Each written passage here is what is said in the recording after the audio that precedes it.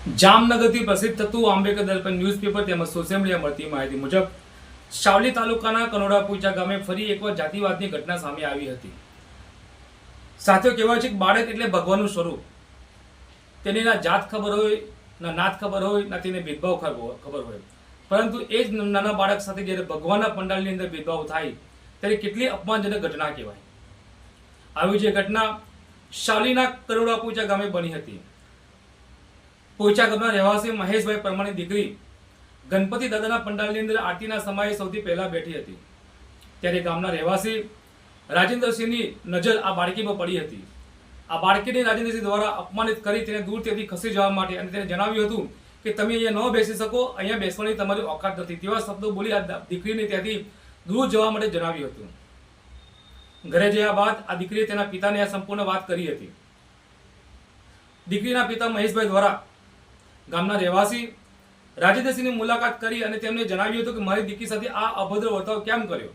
ત્યારે રાજેન્દ્રસિંહ દ્વારા પણ મહેશભાઈને જણાવ્યું હતું કે તમે અછૂત છો, તમારી કોઈ ઓકાત નથી કે તમે અમારી આગળ પાછળ ફરી શકો, તમે અમારી સામે બેસી શકો કે તમે અમારી વચ્ચે બેસી શકો।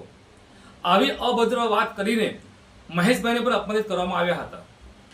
ફરી એકવાર ગામની વચ્ચે મહેશભાઈ અને રાજેન્દ્રસિંહનો આમનો સામનો થતા રાજેન્દ્રસિંહ અને તેના અસામાજિક તત્વો દ્વારા મહેશભાઈને ગળદાપાટુનો માર મારવામાં આવ્યો હતો અને ત્યારે પણ અપમાનજનક શબ્દો બોલી તેમના ગળામાં પહેરેલી સોનાની ચેન પર લૂંટી લેવામાં આવી હતી। ત્યારે મહેશભાઈ દ્વારા ભીમ આર્મીનો સંપર્ક કરવામાં આવ્યો હતો। ભીમ આર્મીના કાર્યકર્તાઓ દ્વારા મહેશભાઈના રક્ષણ માટે અને પોલીસ ફરિયાદ માટે સારી પોલીસ સ્ટેશનમાં ભેગા થયા હતા। ત્યારે ગામના સામાજિક આગેવાનો, રાજકીય આગેવાનો દ્વારા ભરપૂર પ્રયાસ સમાધાન માટે કરવામાં આવ્યો હતો, પરંતુ મહેશભાઈ ફરિયાદ કરવા માટે મક્કમ રહેતા ભીમ આર્મીના કાર્યકર્તાઓનો આક્રોશ જોતા તાત્કાલિક પોલીસ દ્વારા ફરિયાદ લેવામાં આવી હતી। Ambedkar Darpan news bureau chief Vinod Parmar. એક જ કુટુંબ હોય, અનુસૂચિત જાતિનું હોય, આપણા માધ્યમથી આ કુટુંબને રક્ષણ, પોલીસ રક્ષણ આપવું જોઈએ એવી પણ અમે માગણી કરીએ છીએ। આ ગામની અંદર આ 4થી 5મી ઘટના છે મારી સમજણથી, વડવાઓ કયા મુજબની નિર્દય, આ ખૂબ દુઃખદ ઘટના કહેવાય કે આજે 75 વર્ષ આઝાદીને થયા હોવા છતાં આ પોતાની મનુવાદી વિચારધારા હજુ પણ એમનામાં ખદબદી રહી છે।